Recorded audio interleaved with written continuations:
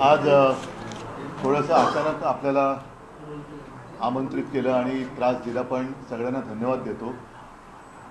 ऐन वेळेला निरोप देऊन सुद्धा तुम्ही तुमची गैरसोय झाली असेल तरी देखील तुम्ही आलात, त्याच्याबद्दल धन्यवाद देतो। दोन विषयांसाठी मी आज जरा थोडंसं घाईघाईने तुम्हाला बोलवतो, कारण एकूण राज्यामध्ये आपण बघाल तर निवडणुकांचं वातावरण आहे। तर उद्धव ठाकरेंची पत्रकार परिषद सुरू झाली आहे। या पत्रकार परिषदेमधून उद्धव ठाकरे नेमकं काय बोलणार याकडे लक्ष आहे। मनसे सोबतच्या युतीची अधिकृत घोषणा करतात का आणि त्याचबरोबर सर्वोच्च न्यायालयाचा आज जो निकाल आलाय त्याविषयी काही बोलणार का याकडे सगळ्यांचं लक्ष। तर कालच राज ठाकरे यांच्यासोबत उद्धव ठाकरेंची चर्चा झालेली होती। अतिशय गुप्तता पाळून ही भेट झाली होती, त्यामुळे या भेटीमध्ये नेमकं काय घडलं, काय चर्चा झाली, काय ठरलं याविषयी संपूर्ण महाराष्ट्रामध्ये उत्सुकता असतानाच आज होणारी उद्धव ठाकरेंची ही जी पत्रकार परिषद आहे ती अतिशय महत्त्वाची। आज सुद्धा सामनाचा आग्रह आपण वाचला असाल, त्याच्यात देखील याचा उल्लेख केलेला आहे। पैशाचा वाटप किंवा पैशाचा पाऊस किंवा अतिवृष्टी ही भयानक पद्धतीने महाराष्ट्रामध्ये आणि एक प्रकारचा सत्तेचा मार, सत्तेचा दर्प या सर्व राज्यकर्त्यांच्या वक्तव्यातून आणि त्यांच्या वागणुकीतून महाराष्ट्र पाहतो आहे। त्याप्रमाणे मी एक 8-10 दिवसापूर्वी मराठवाड्यामध्ये शेतकऱ्यांमध्ये जाऊन बसलो होतो। त्यांची सुखद असते म्हणा, दुःख त्यांच्या वेदना त्यांना समजून घ्यायचा प्रयत्न केला आणि त्यांना मी धीर दिला। त्याप्रमाणे एकही मंत्री शेतकऱ्यांमध्ये जाऊन बसत नाहीये, नागरिकांशी बोलत नाहीये, फक्त जिथे जात आहेत तिथे पैशाच्या थैल्या उघडल्या जात आहेत आणि मतं मागितली जात आहेत। हे चित्र फार भयानक आहे।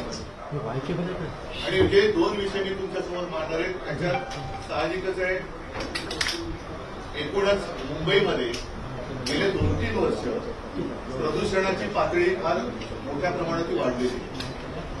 याही वर्षी आपण त्याचा अनुभव घेतो आहोत। जे काही रिपोर्ट्स येत आहेत त्यानुसार मुंबईची हवा ही आरोग्यासाठी घातक होत चालली।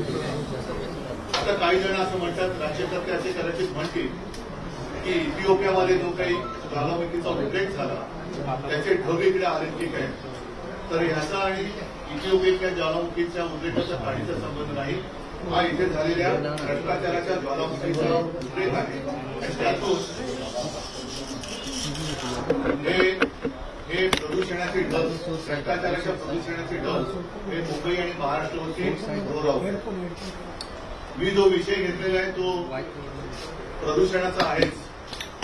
एक तर आपल्याला आठवत असेल की जेव्हा मी मुख्यमंत्री झालो त्यावेळेला तत्काळ आरेमधल्या कारशेडला मी स्थगिती दिली होती। याचा अर्थ मी मेट्रोला विरोध केलेला नव्हता, पण मेट्रोच्या ऐवजी कांजूरमार्गची जागा आम्ही सुचवली होती। ही जागा आता या सरकारने घेतलेली आहे आणि आरेची तर झाडं कापलेलीच आहे। आता हे जे काही प्रदूषण आहे हे आरेची जी झाडं कापलेत त्याच्यामुळे नक्कीच वाढलेलं आहे आणि नियोजन शून्य विकासामुळे, विकास जो म्हटला जातो नियोजन शून्य, जिकडे काही नियोजनच नाहीये आणि कॉन्ट्रॅक्टरचा पूर्ण विकास करण्याचा जो काही एक आटापिटा चाललेला आहे त्याचंच हे प्रदूषण आहे। आता आणखीन माझ्या कानावर आले की संजय गांधीचा जो काही संजय गांधी नॅशनल पार्क हे असं जंगल आहे, जगातलं एकमेव जंगल आहे की जे शहरात आहे आणि इथे केवळ झाडच नाही तर अगदी बिबट्यापासून अनेक जीव तिकडे वर्षानुवर्ष राहत आहेत किंवा पिढ्यानपिढ्या असं म्हणतात, आणि पिढ्या आपल्याच नसतात तर इतर जीवाच्या सुद्धा असतात, तर तिकडे राहतात। हे असं जगातलं एकमेव उदाहरण आहे आणि जंगल आहे तो संजय गांधी नॅशनल पार्क सुद्धा विकास प्लॅन काहीतरी ते आणतात आणि पिढ्या असं म्हणतात, आणि पिढ्या आपल्याच नसतात तर इतर जीवाच्या सुद्धा असतात, तर तिकडे राहतात। हे असं जगातलं एकमेव उदाहरण आहे आणि ते नाशिकमध्ये करतायत। नाशिकमध्ये पुढच्या वर्षी कुंभमेळा होतो। कुंभमेळा व्हायला पाहिजे कारण गेल्या अनेक वर्ष, अनेक शतक हा कुंभमेळा होतोय। गेल्याही वेळेला तिकडे कुंभमेळा झाला होता, ते करतायत, ते नाशिकमध्ये करतायत। नाशिकमध्ये पुढच्या वर्षी कुंभमेळा होतोय। कुंभमेळा व्हायला पाहिजे कारण गेल्या अनेक वर्ष, अनेक शतक हा कुंभमेळा होतोय। गेल्याही वेळेला तिकडे कुंभमेळा झाला होता आणि तिथे येणारे जे हजारो लाखो साधू संत आणि भाविक आहेत त्यांची गैरसोय होता कामा नये याच्यासाठी सुविधा पुरवण्याचं काम हे सरकारचं असतं आणि असलंच पाहिजे. दुर्दैवाने गेल्या वर्षी प्रयागराजमध्ये जे काही घडलं, चेंगराचेंगरीमध्ये किती नेमके भाविक चिरडून त्याच्यामध्ये काही जणांना प्राण गमवावे लागले, काही जण गंभीररित्या जखमी झाले, त्याचा नेमका आकडा काय अजून आलेला नाही. तर थोडक्यामध्ये तिकडे भाविकांची आणि साधू संतांची गैरसोय होता कामा नये, हे शासनाचं काम आहे. आता हे काम आहे म्हटल्यानंतर त्याच्यामध्ये पारदर्शकपणा पाहिजे. आज देखील नाशिकचा पालकमंत्री नेमला का जात नाहीये, एक कोडं आहे आणि त्या कोड्याचं उत्तर या कुंभमेळ्याच्या एकूण होणाऱ्या खर्चामध्ये आहे का, हे एक आपल्याला शोधावं लागेल. अर्थात तो विषय वेगळा झाला, त्याच्यात आता मला जायचं नाहीये.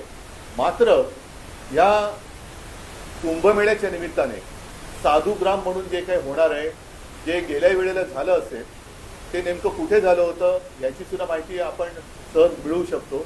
पण या वेळेला तपोवन हे नष्ट करण्यात येणार आहे. आता तपोवन म्हणजे जिथे प्रभू श्री रामचंद्र, सीतामाई, लक्ष्मण हे काही काळ वास्तव्यास होते अशी एक आपली मान्यता आहे.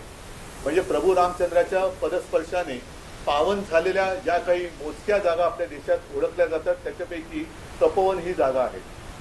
खरं म्हटलं तर इकडे आत्तापर्यंत काहीतरी एक श्रद्धेचं ठिकाण निर्माण करण्यात यायला पाहिजे होतं. कारण तिथे जवळपास 60 प्रकारची वेगवेगळ्या प्रजातीची झाडं आहेत, त्यातली अनेक ही औषधी वनस्पती आहे. ही झाडं सगळीच काही शेकडो किंवा हजारो वर्षांची नाही आहेत, तर झाडं सुद्धा रिजनरेट होत असतात. म्हणजे जुनी झाडं जाऊन त्यांच्यापासून नवीन झाडांची उत्पत्ती होत असते. अशी अनेक वर्ष हे निसर्गाचं चक्र तिथे चालू आहे. थोडक्यामध्ये या तपोवनाने आपल्यापेक्षा जास्त कुंभमेळे अनुभवलेले असतील, पाहिलेले असतील.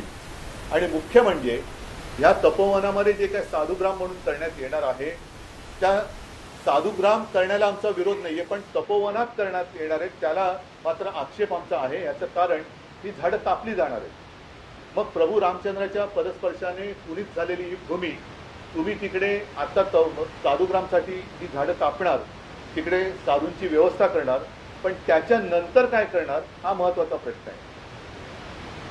त्याच्यानंतर पुन्हा झाडं लावणार असाल तर मग गेल्या वेळेला जी जागा वापरली होती त्याच जागेमध्ये साधुग्राम का करत नाही, आणि ही झाडं तोडणार. आणि गिरीश महाजन म्हणाले 1 झाड कापलं तर 10 झाडं लावणार. तर एवढी जागा जिथे असेल मग तिकडेच जर जागा रिकामी असेल तर तिथेच साधुग्राम का नाही करत. म्हणजे आहे ते मारून टाकायचं आणि मारल्यानंतर पुन्हा तिकडे नव्याने झाडं लावू अशी एक लोणकडी थाप मारायची. हा हिंदुत्वाच्या नावाखाली चाललेला भ्रष्टाचार आहे. याचं कारण असं की आत्ता कुंभमेळ्याचं जरी कारण देण्यात येत असलं तरी देखील माझ्या हातामध्ये एक अखेर एक टेंडरची कॉपी चालेल, त्याचं पहिलं पान आहे की ज्याच्यात स्पष्ट दिलेलं आहे की तिथे नंतर कॉन्फरन्स हॉल, कन्व्हेन्शन हॉल वगैरे अशा काही गोष्टी केल्या जाणार आहेत. म्हणजे हे सुद्धा कॉन्ट्रॅक्टरसाठी ही झाडं कापली जात आहेत आणि त्याला कोणी आक्षेप घेऊ नये म्हणून कुंभमेळ्याचं कारण दिलं जाते. याचा अर्थ असा की भाजपचं हिंदुत्व एक खोतांड आहे. काल परवाकडेच आपल्या माननीय पंतप्रधान यांनी अयोध्येच्या राम मंदिरावरती ती रामध्वजा वगैरे ती फडकावली. म्हणजे तिकडे जाऊन रामराम करायचं आणि नाशिकमध्ये मोह में राम आणि बगल में अदानी असं यांचं काम आहे की काय. कारण काही म्हणी आपल्याला बदलल्या पाहिजेत. मुंह में रामावर बगल में चुरी असं जे काय म्हणत होतो, आता रामाच्या नावाने ही जागा अदानी हा एक शब्द झालाय कॉन्ट्रॅक्टरचं प्रतीक म्हणून. म्हणजे ही जागा उद्या कॉन्ट्रॅक्टरच्या घशात घालण्यासाठी आत्ता कुंभमेळ्याचं कारण पुढे करून तुम्ही तिथली झाडं कापताय किंवा नष्ट करताय, हा सरळ तिथल्या जनतेचा आरोप आहे आणि त्याच्याशी मी सहमत आहे. तिथल्या